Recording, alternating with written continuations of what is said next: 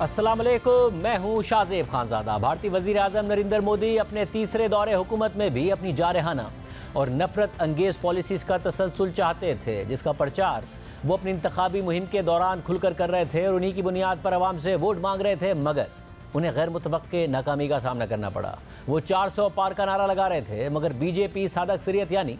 272 नशिस्तों से भी काफ़ी पीछे रह गई, जिसके बाद नरेंद्र मोदी को इत्तेहादियों की बैसाखी के सहारे हुकूमत बनानी पड़ी, जबकि उन्हें एक मजबूत अपोजिशन का भी सामना है। इसलिए तज्जिए हो रहे हैं कि नरेंद्र मोदी अपने पिछले दोनों अदवार से कमज़ोर वज़ीर आज़म साबित हो सकते हैं, जिससे उन्हें आज़ादी से अपनी जारहाना दाखिला और खारजा पॉलिसीज़ चलाने में मुश्किलात पेश आ सकती हैं। ऑपोजिशन और मीडिया पर क्रैक डाउन करने में मुश्किलात पेश आ सकती हैं। वज़ीर आज़म नरेंद्र मोदी की एक मुतनाज़ पॉलिसी दूसरे ममालिक में किराए के कातिलों के जरिए मुखालिफिन को कत्ल करवाना रही है। इलेक्शन मुहिम के दौरान नरेंद्र मोदी बार बार क्रेडिट लेते रहे कि उन्होंने भारत को इतना मजबूत बना दिया है कि अब वो अपने दुश्मनों को घर में घुस कर मारता है। यानी भारत अपनी खुफिया एजेंसी रॉ के एजेंट्स के जरिए मुखालिफिन, सिख रहनुमाओं, नाकदीन को किराए के कातिलों के जरिए दुनिया भर में कत्ल करवा रहा है। इसके अलावा वज़ीर आज़म नरेंद्र मोदी के अपनी दूसरे दौरे हुकूमत में पाकिस्तान के हवाले से ताल्लुकात बेहतर करने के बजाय जारहाना हिकमत अमली रही। मगर 9 जून को जब उन्होंने बतौर वज़ीर आज़म हल्फ उठाया तो वज़ीर आज़म शहबाज शरीफ और नवाज शरीफ ने उन्हें मुबारकबाद दी और नवाज शरीफ ने नफरतें भुलाकर अवाम की खातिर आगे बढ़ने का पैगाम भेजा,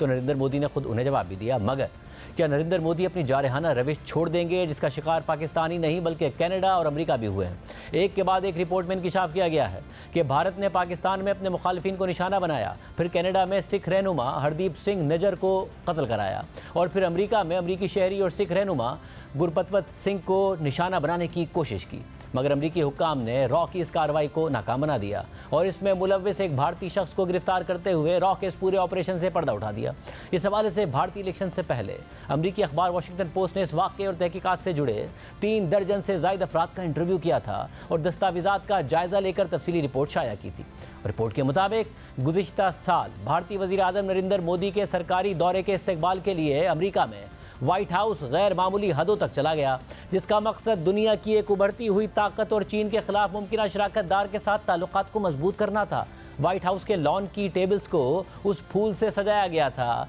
जो भारतीय जनता पार्टी का निशान है, जबकि वेजिटेरियन खानों की निगरानी के लिए कैलिफोर्निया से एक शेफ को लाया गया था। इस दौरान अमरीकी सदर जो बाइडेन ने दोनों ममालिक के ताल्लुकात में मुश्तरका इक़दार की पुरजोश तरीके से तारीफ़ें की, लेकिन 22 जून को जिस वक्त भारतीय वज़ीर आज़म नरेंद्र मोदी अमरीका की इस गैर मामूली मेज़बानी का लुत्फ़ उठा रहे थे, तो उसी वक्त भारत की इंटेलिजेंस सर्विस का एक अफसर अमरीका में मोदी के एक बड़े नाक़िद को कत्ल करवाने के लिए किराए के कातिलों की टीम को हतमी हिदायत पहुंचा रहा था। रिपोर्ट के मुताबिक अमेरिका और भारत के मौजूदा और साबिक सिक्योरिटी एहलकारों के मुताबिक भारतीय इंटेलिजेंस एजेंसी रॉ के एक अफसर विक्रम यादव ने पैगाम भेजा कि यह कत्ल अब एक तरजीह है। रिपोर्ट के मुताबिक अमेरिका और कनाडा में भारत के कत्ल के मंसूबे भारतीय हुकूमत की दूसरे ममालिक में पनाह लेने वाले मुखालिफ ग्रुप्स के खिलाफ बढ़ते हुए जारहाना रवैये पर मबनी उस लहर का हिस्सा हैं, जिसके तहत सियासी मुखालिफिन को खामोश करने के लिए मुल्क से बाहर एजेंट्स भेजे जाते हैं। वाशिंगटन पोस्ट के मुताबिक इस रिपोर्ट के लिए अखबार के रिपोर्टर्स ने नई दिल्ली,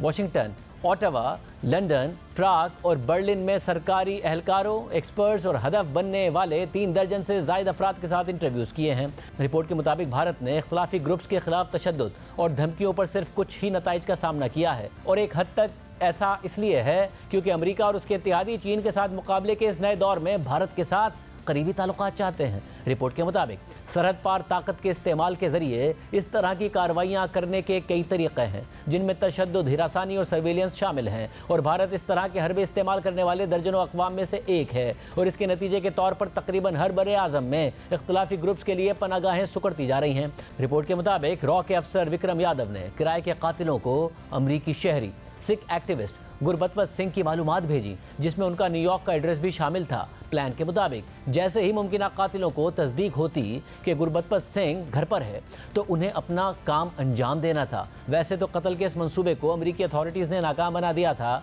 मगर विक्रम यादव की शनाख्त और उसकी वाबस्तगी से अब तक का सबसे वाज़ेह सबूत मिला है कि इस कत्ल के लिए हिदायत भारतीय खुफिया एजेंसी के अंदर से आई थी। इस हवाले से CIA, FBI और दीगर एजेंसियों ने जो तहकीकात की उसमें रॉ के आला अफसरान को भी शामिल किया गया। अमरीकी हुकूमत के पास मौजूद रिपोर्ट्स के मुताबिक अमरीकी इंटेलिजेंस एजेंसियों ने अंदाज़ा लगाया है कि गुरपतवत सिंह को निशाना बनाने के लिए ऑपरेशन की मंजूरी उस वक्त के रॉ के चीफ समत गोयल ने दी थी। और यही फाइंडिंग वाशिंगटन पोस्ट को भारत के साबिक सिक्योरिटी ऑफिशियल्स की तरफ से दिए गए मौक़िफ़ से भी मुताबिकत रखती है, जो इस ऑपरेशन से मुतालिक मालूमात रखते थे। उनका कहना था कि रॉ के सरबराह बैरून मुल्क सिख इंतहा पसंदों के मुबैना खतरे को ख़त्म करने के लिए बहुत ज़्यादा दबाव में थे। इसके अलावा अमरीकी खुफिया एजेंसियों ने अंदाज़ा लगाया है कि नरेंद्र मोदी के कौमी सलामती के मुशीर अजीत डोल को भी बैरून मुल्क मुकीम सिख कम्युनिटी के अफराद को कत्ल करने के रॉ के इस मंसूबे का मुमकिन तौर पर इल्म था, लेकिन हुक्काम का कहना है कि इस हवाले से कोई ठोस सबूत सामने नहीं आया। वाशिंगटन पोस्ट के मुताबिक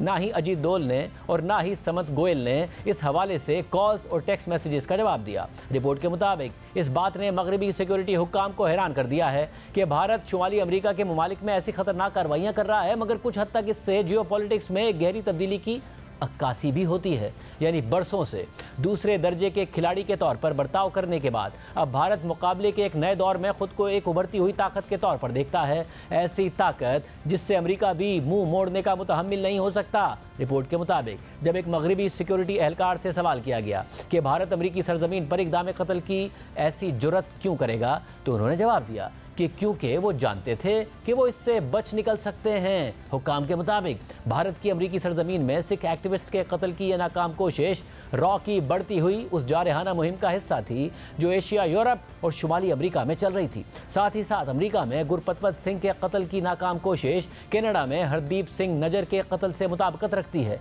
और इस ऑपरेशन को भी रॉ के अफसर विक्रम यादव से जोड़ा जाता है। रिपोर्ट के मुताबिक मज़कूरा दोनों मंसूबे पाकिस्तान में भारत की उन कार्रवाइयों की लहर के दौरान रूनुमा हुए जिनमें गुज़िश्ता 2 सालों में जिला वतनी में रहने वाले कम से कम 11 सिख या कश्मीरी अलहदगी पसंदों को कत्ल किया गया, जिन्हें मोदी हुकूमत की तरफ से दहशतगर्द करार दिया गया था। हुक्काम के मुताबिक भारतीय इंटेलिजेंस सर्विस ने बैरून मुल्क मुकीम उन सिख और दीगर ग्रुप्स की निगरानी और हिरासानी का अमल तेज कर दिया है जिन्हें मोदी हुकूमत का गद्दार समझा जाता है। इस दौरान रॉ के अफसरान और एजेंट्स को ऑस्ट्रेलिया, जर्मनी और बरतानिया समेत दीगर ममालिक में गिरफ्तारियों, सरजनिश और बेदखली का सामना भी करना पड़ा है, जबकि इन इंकिशाफात ने नरेंद्र मोदी के बारे में मगरबी खदशात में इजाफा कर दिया है, क्योंकि उनका दौरे हुकूमत भारत में आमरीत को गहरा कर रहा है। फ्रीडम हाउस नामी इंसानी हुकूक की एक तंजीम की हालिया रिपोर्ट में भारत को दुनिया के ट्रांसनेशनल रिप्रेशन पर अमल पैरा ममालिक में शामिल किया गया है और ये इस्तिलाह उन हुकूमतों के लिए इस्तेमाल की जाती है जो अपने मुखालिफिन, एक्टिविस्ट और सहाफ़ियों के खिलाफ दूसरे ममालिक में कार्रवाइयाँ करती हैं।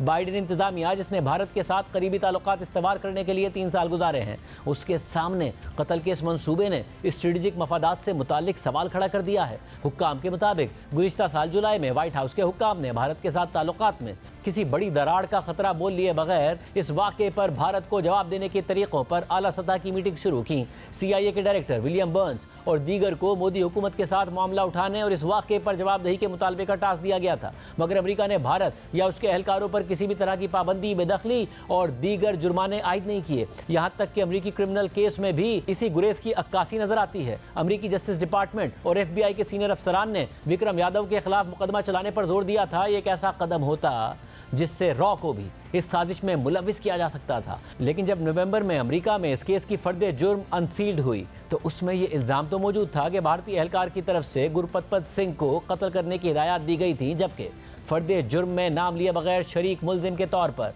विक्रम यादव का हवाला तो दिया गया, मगर उसमें भारतीय खुफिया एजेंसी रॉ का कोई जिक्र भी मौजूद नहीं था। जबकि अब तक अमेरिका में इस केस से मुतालिक जो चार्जेस पब्लिक किए गए हैं वो सिर्फ एक मुबैना मिडिलमैन यानी निखिल गुप्ता के खिलाफ हैं, जिसे फर्द जुर्म में ड्रग और हथियारों का भारतीय स्मगलर बताया गया है, जिसने गुरपतवत सिंह के कत्ल के लिए किराए का कातिल हायर करना था। निखिल गुप्ता खुद इन इल्ज़ामात को मुस्तरद करता है। उसे 30 जून को चेक रिपब्लिक के दारुल हुकूमत प्राग में गिरफ्तार किया गया था। रिपोर्ट के मुताबिक व्हाइट हाउस के हुक्काम ने वाशिंगटन पोस्ट को आगाह किए बगैर मोदी हुकूमत को खबरदार कर दिया था कि वाशिंगटन पोस्ट एक तहकीकाती रिपोर्ट शाया करने के करीब है, जिससे केस के बारे में नई तफसीलात सामने आएंगी। रिपोर्ट के मुताबिक साबिक ओहदेदारों ने बताया कि गुरपतवत सिंह के कत्ल की साजिश नाकाम होने के बाद विक्रम यादव को हाई रिस्क मिशन सौंपने के फैसले ने रॉ के अंदर इल्जामात को जन्म दिया। भारत के एक साबिक सिक्योरिटी एहलकार के मुताबिक इस नाकामी के बाद विक्रम यादव को सेंट्रल पुलिस फोर्स में वापस भेज दिया गया था। इसके अलावा अदालत में पेश किए गए अमरीकी हुकूमत के बयान हल्फी में विक्रम यादव को निखिल गुप्ता का एसोसिएट बयान किया गया है।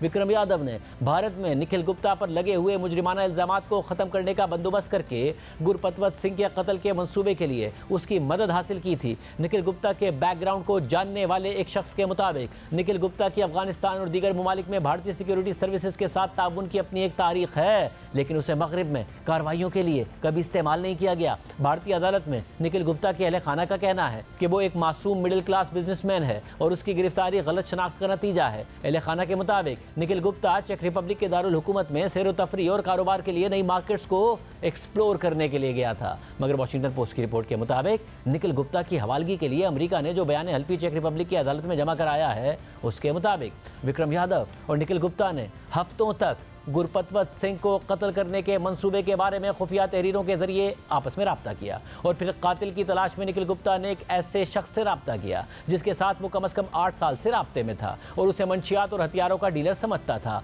मगर अमरीकी बयान हल्फी के मुताबिक हकीकत में वो मुबैना डीलर अमरीकी ड्रग इन्फोर्समेंट एडमिनिस्ट्रेशन का मुखबर था और ये दोनों असलहे और मंशियात की एक और डील के बारे में बातचीत कर रहे थे। और इस दौरान 30 मई को निखिल गुप्ता ने अचानक पूछा कि न्यूयॉर्क में रहने वाले एक वकील को कत्ल करने के लिए किसी की खिदमत हासिल करनी है। इस मौके के बाद अमरीकी एजेंट्स को इस साजिश से मुताल्लिक कुछ इंसाइट्स मिल गई थी, मगर ये अभी इस साजिश का नामुकम्मल नक्शा था। इसके बाद अमरीकी एजेंट्स ने निखिल गुप्ता का एक मुबैना कातिल से तारुफ कराने का मंसूबा तैयार किया, जो अदालती दस्तावेजात के मुताबिक दरअसल एक खुफिया एजेंट था। रिपोर्ट के मुताबिक इसके बाद अमरीकी एजेंट्स ने न्यूयॉर्क में कार में बैठकर कैश मुंतकिल करते हुए हाथों की तस्वीर बनाई, जिसमें $15,000 डाउन पेमेंट थी, जो कि काम मुकम्मल होने पर $1,00,000 बनता था। जबकि एक फर्द जुर्म के मुताबिक इस दौरान एक मौके पर अमरीकी एजेंट्स ने एक ऐसी फुटेज भी हासिल की जिसमें निखिल गुप्ता 3 अफराद की तरफ अपना कैमरा मोड़ रहा था, जो कारोबारी लिबास में मलबूस थे और एक कॉन्फ्रेंस रूम के इर्द गिर्द बैठे थे, जो बज़ाहिर भारतीय एहलकार ही थे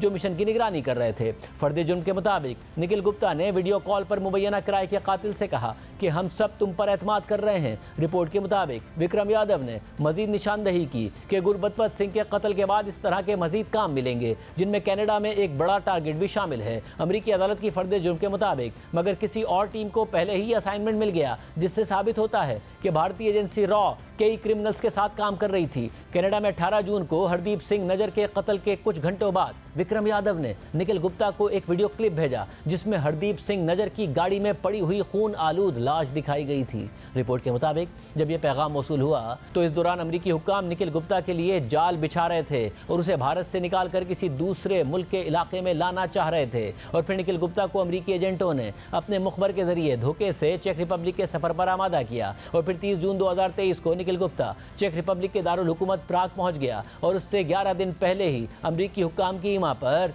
चेक अथॉरिटीज़ ने खुफिया तौर पर निखिल गुप्ता की गिरफ्तारी के वारंट जारी किए थे। निखिल गुप्ता के अहले खाना के भारतीय अदालत में जमा कराए गए बयान के मुताबिक जैसे ही वो एयरपोर्ट से बाहर निकला तो चेक पुलिस ने उसे रोक लिया और उसे उस गाड़ी में अपने साथ ले गए, जिसमें 2 अमरीकी वफाकी एजेंट इंतजार कर रहे थे। गाड़ी में चलते हुए उससे घंटों तक पूछगछ की गई और फिर उसके बाद निखिल गुप्ता को चेक रिपब्लिक की दारुल हुकूमत की जेल में डाल दिया गया। रिपोर्ट के मुताबिक इस मिशन के लिए अगरचे विक्रम यादव ने मरकजी शख्स के तौर पर काम किया, लेकिन भारत के मौजूदा और साबिक एहलकारों के मुताबिक इस ऑपरेशन में ऐसे आला अफसरान भी शामिल थे जिनके वजीर आजम नरेंद्र मोदी के अंदरूनी सर्कल से ताल्लुकात हैं। उनमें नेशनल सिक्योरिटी एडवाइजर अजीत डोल और उस वक्त के रॉ के चीफ समंत गोयल के मुलविस होने या उन्हें इसका इल्म होने का शुबा है। रिपोर्ट के मुताबिक 2014 में नरेंद्र मोदी की तरफ से अजीत डोल को नेशनल सिक्योरिटी एडवाइजर बनाने से पहले अजीत डोल ने अवामी सतह पर यह बयान दिया था कि वो गिरोह जो भारत को धमका रहे हैं, खासतौर पर पाकिस्तान, उनके खिलाफ भारत का सिक्योरिटी अपैरेटस डिफेंस से बदलकर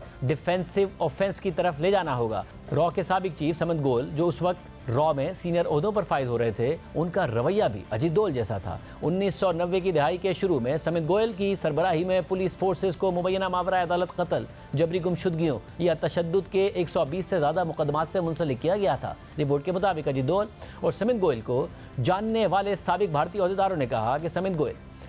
अपने आला ओहदेदारों और मुहाफिज की मंजूरी के बगैर अमेरिका में कत्ल की साजिशों के लिए आगे नहीं बढ़ सकता था। रिपोर्ट के मुताबिक 2000 की दहाई के शुरू में रॉ के सरबराह रहने वाले एएस दौलत ने कौमी सलामती के मुशीर का हवाला देते हुए कहा, हमें हमेशा किसी भी ऑपरेशन की मंजूरी के लिए नेशनल सिक्योरिटी एडवाइजर के पास जाना पड़ता था। एएस दौलत ने वॉशिंगटन पोस्ट के साथ एक इंटरव्यू में इस बात पर जोर दिया कि उन्हें इन मुबैना कार्रवाइयों का अंदरूनी इल्म नहीं था और ये कि उनके दौर में कत्ल रॉ की मनसूबाबंदी का हिस्सा नहीं थे और अमेरिकी इंटेलिजेंस एजेंसियां भी इसी तरह के नतीजे पर पहुंची हैं। रिपोर्ट के मुताबिक अमेरिकी हुकाम ने कहा कि अजीत डोल की साख और भारतीय निज़ाम की दर्जाबंदी की नौयत को देखते हुए CIA के तज्ज़ियाकारों ने अंदाज़ा लगाया है कि अजीत डोल शायद उन सिखों को मारने से मुताल्लिक रॉ के मंसूबों के बारे में जानते थे या उनकी मंजूरी दे चुके थे, जिन्हें उनकी हुकूमत दहशतगर्द समझती थी। भारत की तरफ से हमलों की हिकमत अमली पर मुंतकली के बाद रॉ और मगरबी सिक्योरिटी सर्विसेज के दरमियान झड़पों का एक सिलसिला भी शुरू हुआ। रिपोर्ट के मुताबिक 2020 में ऑस्ट्रेलिया में हुक्काम ने रॉ के 2 अफसरान को निकाल दिया।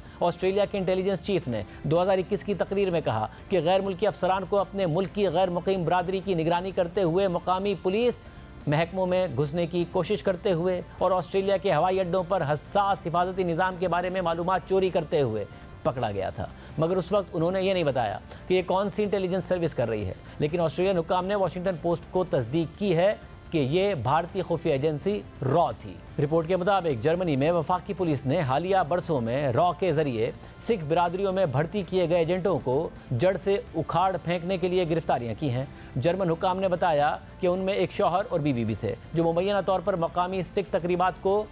कवर करने वाली वेबसाइट चलाते थे, मगर हकीकत में खुफिया तौर पर रॉ के पेरोल पर थे। बरतानिया में रॉ की सिख आबादी की निगरानी और हिरासानी खासतौर पर बर्मिंघम के करीब एक आबादी से मुताल्लिक इतनी शदीद हो गई थी कि 2014 और 2015 में बरतानिया की सिक्योरिटी सर्विस MI5 ने समद गोयल को वार्निंग्स जारी की, जो उस वक्त लंदन में रॉ के स्टेशन चीफ के तौर पर खिदमत अंजाम दे रहे थे। मौजूदा और साबिक बरतानवी हुक्काम के मुताबिक जब समद गोयल को इस हवाले से कन्फ्रंट किया गया तो उन्होंने अपने बरतानवी मनसूबों का मजाक उड़ाया और उन पर सिख कारकुनों को तहफ़्फ़ुज़ फराहम करने का इल्ज़ाम लगाया, जिनके बारे में उनका कहना था कि उन्हें दहशतगर्द समझा जाना चाहिए। और फिर बाद में बरतानवी हुक्काम ने उसे मुल्क बदर करने की धमकी दी, मगर फिर समेत गोयल नई दिल्ली वापस आए और रॉ की सफ़ों में आगे बढ़ते चले गए, यहाँ तक कि 2019 में उन्हें रॉ का आला ओहदा दे दिया गया। रिपोर्ट के मुताबिक मोदी के दौर में मगरबी ममालिक में रॉ की कार्रवाइयों का ज़्यादातर मकसद सिख मजहब के पैरोकार थे, खासतौर पर एक अक़लियती धड़ा जो खालिस्तान के नाम से एक अलहदा रियासत बनाने के मकसद को बहाल करने की कोशिश कर रहा था। अमरीकी महकमा इंसाफ के अहदेदारों ने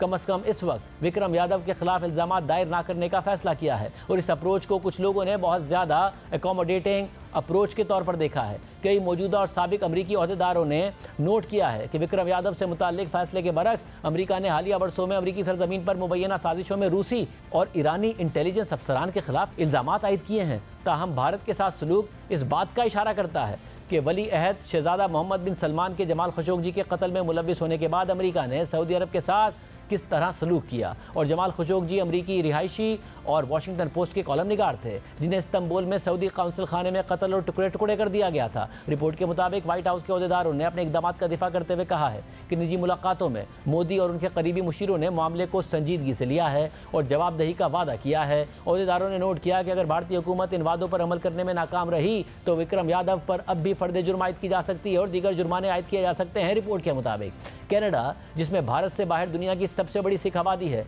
उसने इस हवाले से ज़्यादा ताकतवर नुक्ता नज़र इख्तियार किया और सितंबर में वज़ीर आज़म जस्टिन ट्रूडो ने अवामी तौर पर भारत पर हरदीप सिंह नजर के कत्ल में मुलव्विस होने का इल्ज़ाम लगाया और कनाडा के दारुल हुकूमत ऑटावा में रॉ के स्टेशन चीफ को मुल्क से निकाल दिया और दोनों ममालिक के दरमियान ताल्लुकात ख़राब हो गए। कनाडा ने भारत से अपने 41 सिफारतकारों को उस वक्त वापस बुला लिया जब मोदी हुकूमत ने उनकी महफूज कानूनी हैसियत ख़त्म करने की धमकी दी, जबकि अजीत डोल और दीगर के साथ मुलाकातों के लिए नई दिल्ली का सफ़र करने वाले कनाडियन हुक्काम ने बताया है कि उनका इस्तकबाल भारत के हरदीप सिंह नजर के कत्ल में मुलव्विस होने की तरदीद और मुबैना सिख दहशतगर्दी पर लेक्चर के साथ किया गया था। रिपोर्ट के मुताबिक हुक्काम ने बताया है कि कनाडा की इंटेलिजेंस एजेंसियों ने दिल्ली में भारतीय हुक्काम की तरफ से ऑटावा में भारतीय सिफारतकारों से उन राब्तों में इजाफा देखा जिसमें वो हरदीप सिंह नजर के कत्ल के बारे में लाइल्मी का इजहार करते हुए नजर आए और इस तबादले को कनाडा के हुक्काम ने जानबूझकर गलत मालूमात फैलाने के तौर पर देखा है, जिसका मकसद तफ्तीशकारों को रोकना और उलझन में डालना था। रिपोर्ट के मुताबिक इस बात के इशारे मिले हैं कि भारत ने अमेरिका और कनाडा में हलाकतों की एक वसी लहर की मनसूबाबंदी की थी।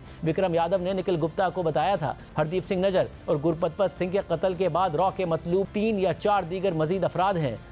रिपोर्ट के मुताबिक समद गोयल ने 30 जून 2023 को रॉ के सरबराह के ओहदे से इस्तीफा दे दिया था और ये वही दिन था जब निखिल गुप्ता को हिरासत में लिया गया था और समद गोयल के एक दोस्त ने बताया कि कई हफ्ते पहले वो अपनी मुद्दत मुलाजमत में तोसी हासिल करने के बारे में पूरे एतमाद थे। रिपोर्ट के मुताबिक रॉ ने वाशिंगटन, सैन फ्रांसिस्को और दूसरी जगहों पर समद गोयल से ताल्लुक़ रखने वाले अफसरान को वापस बुला लिया है और ऐसा लगता है कि मोदी के लिए कत्ल के इल्ज़ामात ने सिर्फ उनके सियासी मौक़िफ़ को तक़वियत दी है। वॉशिंगटन पोस्ट ने इसी रिपोर्ट में अमरीकी शहरी और सिख रहनुमा गुरपतवंत सिंह को कत्ल करवाने के रॉ के नाकाम मंसूबे की जामे तहकीकात शाया करके इलेक्शन से पहले नरेंद्र मोदी हुकूमत का चेहरा एक दफ़ा फिर दुनिया को दिखाया था, जबकि खुद गुरपतवंत सिंह भी जियो न्यूज़ के प्रोग्राम नया पाकिस्तान में इसी साजिशी प्लॉट की तफसीलात सामने ला चुके हैं। 2019 ਤੋਂ ਇਹਨਾਂ ਨੇ ਇਹ ਪਾਲਿਸੀ ਸ਼ੁਰੂ ਕੀਤੀ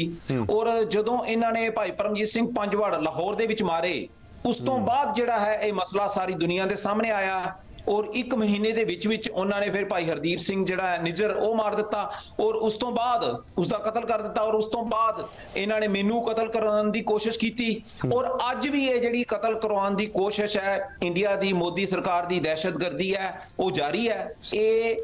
कोई ऐसा इंसीडेंट नहीं है कि एक कोई थर्ड पार्टी हायर कर रही है। राह जिहड़ी है वो प्राइम मिनिस्टर दे ऑफिस चो चलदी है, उस दा जिहड़ा मेन फेस है वो समंत गोयल सी, जो इसनू रन करदा है वो डॉविल है और प्राइम मिनिस्टर मोदी दी परमिशन तो बिना, ऑर्डर्स तो बिना ना भाई निज्जर दा राजसी कतल हो सकदा, ना मेरे ते हम कतल करवाउण दी कोशिश कीती जा सकदी है और ना ही जो पाकिस्तान दे विच 20 तो वध जिहड़े कतल होए हैं उसकी परमिशन तो बिना ही हो सकते हैं। मगर अब तीसरे दौरे हुकूमत में नरेंद्र मोदी को इत्तेहादियों की बैसाखी और मजबूत ऑपोजिशन का सामना है, तो देखते हैं कि नरेंद्र मोदी अपने दूसरे दौरे हुकूमत की पॉलिसीज़ को जारी रख पाते हैं या नहीं। प्रोग्राम में ब्रेक शामिल करते हैं और आम खबर आपके सामने रखें। प्रोग्राम में दोबारा खुशामदीद नाजरीन। मामलात किस तरफ जाएंगे, मुज़ाकरात की बात हो रही है। चकज़ई साहब को टास्क दिया गया है, मैंडेट भी तहरीक इंसाफ ने और इमरान खान साहब ने दे दिया है, मगर बर्फ़ पिघलेगी नहीं पिघलेगी। हमारे साथ मौजूद हैं सीनियर साहब की रज़ाकार सुहेल वड़ाई साहब, अस्मा शराजी साहब, आप दोनों का बहुत शुक्रिया। वड़ाई साहब, ज़ाहिर डायलॉग की तो मुसलसल आप भी कह रहे थे, सियासतदानों से डायलॉग से हल निकलता है, मगर अभी भी बयानबाजी भी साथ साथ हो रही है, मगर एक दरमियान का रास्ता निकाला है तहरीक इंसाफ ने। वो कहती थी कि हम तो नहीं बात करेंगे, ये तो चोर हैं या फिर हमारा मैंडेट इन्होंने चोरी किया, कि हम नहीं कर रहे मगर चकज़ई साहब के थ्रू कर रहे हैं। आपके ख्याल में कोई मुमकिन है कि इस डायलॉग से कोई रास्ता निकले? देखिए, चकज़ई साहब की शख्सियत ऐसी है कि नवाज़ शरीफ से भी उनका तल्लक है, जरदारी साहब के से भी उनका अच्छा तल्लक है और उनका एक पास्ट है जिसमें वो एंटी एस्टेब्लिशमेंट और प्रो जमहूरियत पॉलिटिक्स करते रहे हैं, तो वो अच्छा नाम है। अगर इमरान खान साहब उनको वाकई ही मैंडेट दे देते हैं और उनके पीछे खड़े होते हैं तो ये एक बड़ी पॉजिटिव जो है स्टेप है। असल में बात ये समझने की है कि अगर फ़ौज से इमरान खान के मुज़ाकरात होते हैं तो वो मुज़ाकरात नहीं, वो डील होगी। अगर बेनज़ीर भुट्टो के फ़ौज से मुज़ाकरात हुए तो वो एनओरो थी, डील थी। अगर नवाज़ शरीफ के फ़ौज से मुज़ाकरात हुए तो वो डील थी। तो अगर इमरान खान के फ़ौज से मुज़ाकरात होते हैं तो वो भी तो डील होगी ना। तो इसलिए मेरा ख़्याल है कि अब डीलों से हम निकलें और मुज़ाकरात की तरफ जाएं और सियासी पार्टियां आपस में मुज़ाकरात करें। यही सेहतमंद रास्ता है और जमहूरियत की तरफ जाता है। डीलों से कभी मुल्क ठीक नहीं होगा, हमेशा मुज़ाकरात से, मसालियत से, अंडरस्टैंडिंग से मुल्क ठीक होते हैं। आसमा, आप किस तरह देख रही हैं? आपको लग रहा है कि एक ऐसी पेशरफ्त है जिसका कोई नतीजा निकलेगा? खुशाइन तो जाहिर है कि सियासतदान बात करें मगर नतीजा खेज हो, वो नज़र आता है आपको? मेरा ख्याल है शाजिब यही सबसे बड़ा एक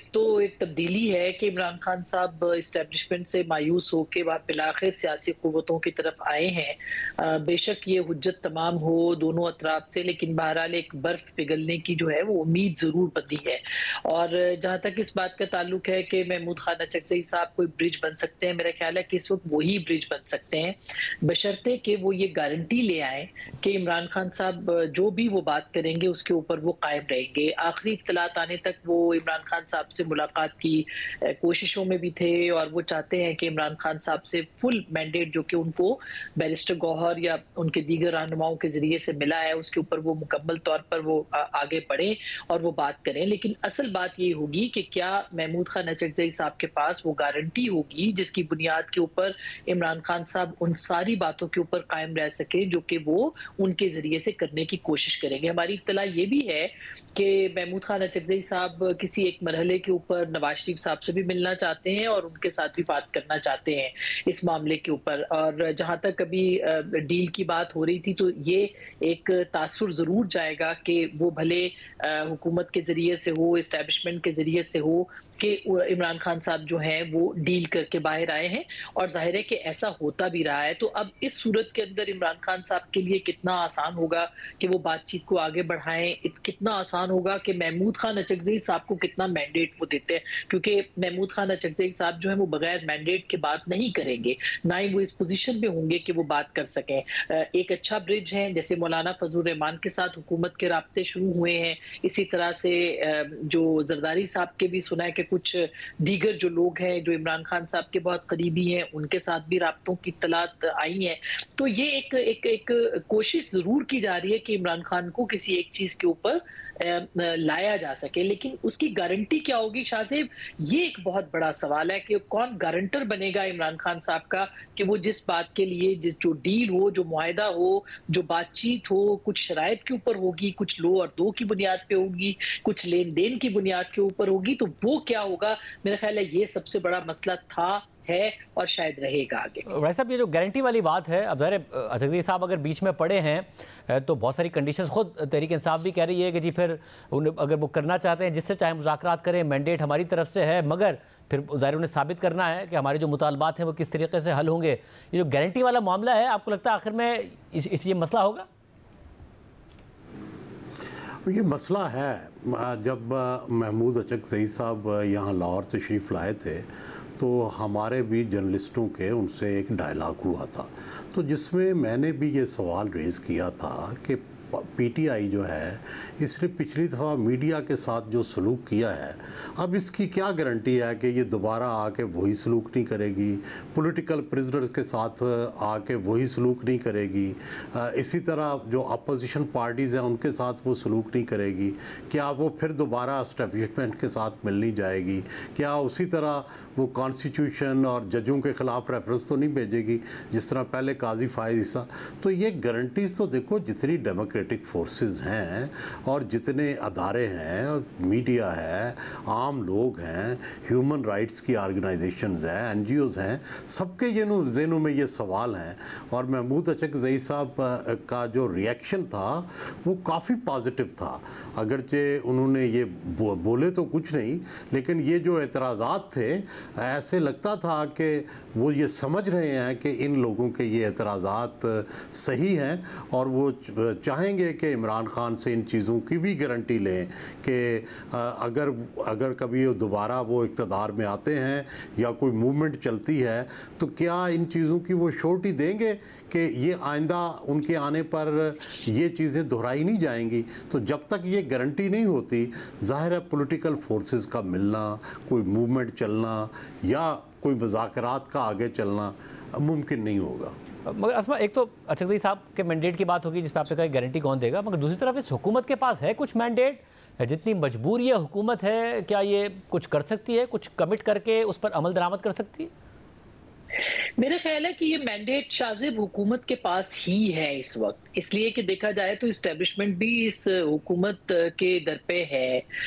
ये एक म्यूचुअल एक मैरिज ऑफ कन्वीनियंस है, यानी इस्टेब्लिशमेंट इस हुकूमत के बगैर इस वक्त नहीं चल सकती और ये हुकूमत इस्टेब्लिशमेंट के बगैर नहीं चल सकती। और ये जो दोनों सियासी जमातें, इनके पास बहरहाल अवामी मैंडेट है, तो जब तक ये बीच में नहीं बात करेंगे, मेरा नहीं ख्याल, मसलन बहुत सारे लोग ये बात कहते हैं कि इस्टेब्लिशमेंट अकेले बात कर सकती है, लेकिन एक फोर्स जो कि हुकूमत की सूरत में, इंतजामिया की सूरत में बैठी है, अगर वो पीछे खड़ी नहीं होगी तो फौज भी कोई गारंटी है, इस्टेब्लिशमेंट भी कोई गारंटी नहीं दे सकती। इसी तरह से अगर ये हुकूमत कोई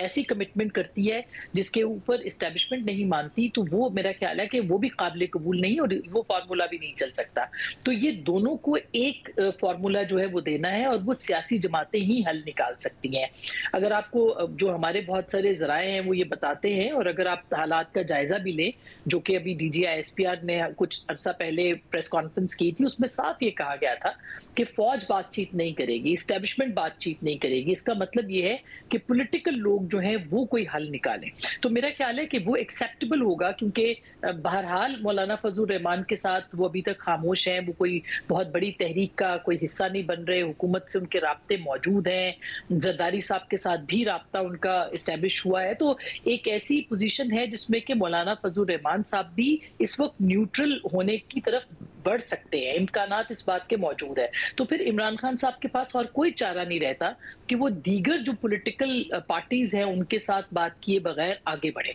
तो मेरा ख्याल है कि एक अच्छा ऑप्शन इमरान खान साहब ने इस्तेमाल कर लिया है और ये कहा है कि आप जो है इसके ऊपर बातचीत आगे बढ़ाएं। अगर किसी जगह पे पहुंच गई जहां पे उनको लगा कि सूरत हाल बेहतर हो सकती है तो वो इसको बहुत अच्छे तरीके से रिसीव करेंगे, वरना वो ये कहेंगे बयानियां बनाने के लिए कि वो डील पे नहीं माने, वो किसी एनआरओ के लिए तैयार नहीं हुए, लेकिन इसको कहा तो एनआरओ ही जाएगा। अब देखना ये है कि पॉलिटिकल पार्टीज हैं वो भी हुज्जत तमाम करती हैं पीपल्स पार्टी और पीएमएलएन की सूरत में, और या फिर वो वाकई इन सारी मुज़ाकरात की जो ख्वाहिश है इसको आगे बढ़ाती हैं। मेरा ख्याल है कि ये पाकिस्तान की जो दो बड़ी सियासी जमातें हैं पीएमएलएन और पाकिस्तान पीपल्स पार्टी, ये अब गेंद उनकी कोर्ट में है। आप भाई साहब तारीख आपने देखी है, सियासतदानों पर मुश्किल वक्त आता है, वो मुश्किल वक्त गुजरता है, कुर्सी छिनती है, कुर्सी मिलती है, जेल में जाते हैं, जेल से बाहर आते हैं। आपको लग रहा है तारीख देखते हुए कि जो मुश्किल वक्त था इमरान खान साहब का वो गुजर चुका है या अब भी आ सकता है? मेरा ख्याल है कि अभी भी वो मुश्किल वक्त में है। देखिए, जब तक एस्टेब्लिशमेंट की मौजूदा पॉलिसी है जिसमें कि इमरान खान के लिए लचक नहीं है, उस वक़्त तक ये मौजूदा उनके ऊपर जो इब्तिला का दौर है ये रहेगा। दूसरी तरफ ये है कि ज़ाहिर है जो पॉलिटिकल पार्टीज़ हैं जो इक़्तिदार में हैं, जो हुकूमत है, अगरचे वो डायलॉग तो करेंगी, लेकिन मेरा ख्याल है कि क्या उनके पास ये मैंडेट है कि वो 9 मई के जो मुकदमात हैं क्या उनके बारे में भी कोई रिलीफ दे सकें। मेरा नहीं ख्याल कि मौजूदा हुकूमत के पास भी ये इख्तियार मौजूद है कि वो 9 मई के मामले में, बाकी सियासी मामलात में शायद उनके पास इख्तियार हो कि वो धांधली के बारे में कमीशन बना लें, वो उनको पब्लिक अकाउंट्स कमेटी दे दें या इमरान खान को कुछ रिलेटिव रिलीफ दे दें। लेकिन मेरा ख्याल है कि जो 9 मई का वाक़या है इसके बारे में मुझे नहीं लगता कि अब तक जो ISPR ने कहा, जो आर्मी चीफ के बयानात आए कि उस मामले में फ़ौज से हुकूमत भी कोई रिलीफ जो है वो ले सकती है, और जब वो ले नहीं सकती तो आगे देगी कैसे। तो डेडलॉक तो फिर इस मामले पे 9 मई पे तो रहेगा अभी भी। मगर बड़ाई साहब, उम्मीद तहरीक इंसाफ की अदलिया से है कि हमें वहाँ से मिल जाएगा, मामलात रुकेंगे नहीं जो जजिस की तरफ से जो मामलात है। देखिए, अदलिया ज़ाहिर है पाकिस्तान की अदलिया एक तरफ आज़ादी की अंगड़ाई ले रही है, लेकिन दूसरी तरफ अदलिया भी कई अंदरूनी लड़ाइयों का शिकार है, लॉबिंग है, मुख्तलिफ जजेस के मुख्तलिफ रुझान हैं। और लेकिन आप देखें ना, जब पाकिस्तान जैसे मुल्क में जो एक हाइब्रिड मुल्क है, आपका जो अदलिया है क्या वो एस्टेब्लिशमेंट से लड़ के उसको ज़ेर कर सकती है? देखें, अभी तो कोई ऐसी मिसाल कायम होना बाकी है। हाँ, जब एस्टेब्लिशमेंट से अदलिया की लड़ाई होती है तो एस्टेब्लिशमेंट कमज़ोर नज़र आती है, बाज़ औक़ात अदलिया उससे मजबूत नज़र आती है, मगर फ़ाइनल लड़ाई में तो जिसके पास ज़्यादा ताकत होती है वही जीतता है। बदकिस्मती से जो ताकत की दुनिया है उसका तो यही असूल है, उसमें चाहे मॉरल्स आपके हाई हों, चाहे आप असूलों पे खड़े हों, लेकिन जब ताकतों की लड़ाई होती है तो उसमें जो ज़्यादा ताकतवर होता है वो जीतता है। आसमा, आप बताइएगा, आपने देखा है पाकिस्तान की हिस्ट्री को, कवर किया है बहुत सारे मामलात को, आपको लगता है कि जो बहुत मुश्किल वक्त था वो इमरान खान साहब का, तहरीक इंसाफ का गुजर चुका, अब उन पर सख्तियाँ करना मुमकिन नहीं होगा, जो अदलिया के मामलात हैं, दीगर मामलात हैं उसके बाद? जी, मेरा नहीं ख्याल कि उनका जो बुरा वक्त है वो गुजर चुका है। उसकी वजह ये कि शाहजेब जो एक पब्लिक परसेप्शन को वो इस्तेमाल करना चाह रहे थे, जो उनकी एक सपोर्ट है, जो कि एक वोटर की सपोर्ट है या सपोर्टर की सपोर्ट है,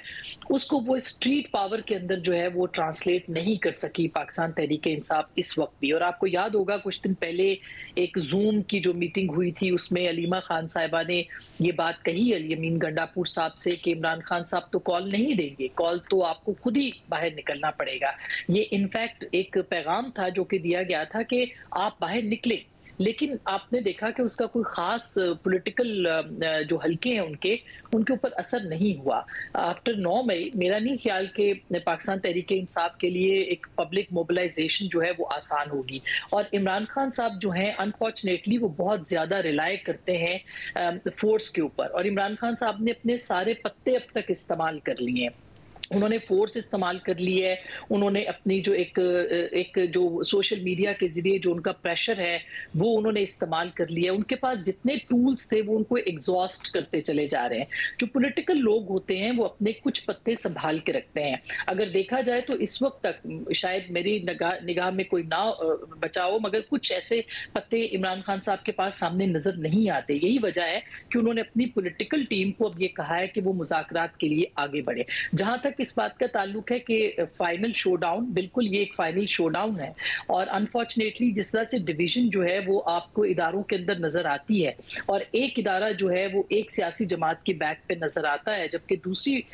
दूसरा इदारा जो है वो 2 या 3 सियासी जमातें जो कि हुकूमत में है, हुक्मरान है, उनके साथ खड़ी नजर आती है। तो ये एक प्रॉक्सीज की लड़ाई है। इस प्रॉक्सीज की लड़ाई के अंदर, इस आखिरी मार्के के अंदर, या यूं समझिए कि पहले आंख झपकने का जो मामला है उसके अंदर पहली आंख झपकती है इमरान खान साहब ने एक पॉलिटिकल डायलॉग की तरफ बढ़ते हुए, और अपनी देखा जाए तो इसको वो एग्जॉस्ट अप करना चाहते हैं। वो कर पाते हैं नहीं कर पाते ये एक अलग बात है। और बिल्कुल ये बात दुरुस्त है कि कोई भी एग्रीमेंट जो है वो एस्टेब्लिशमेंट की रजामंदी के बगैर हुकूमत करने की पोजीशन में नहीं होगी। 9 मई के हवाले से भी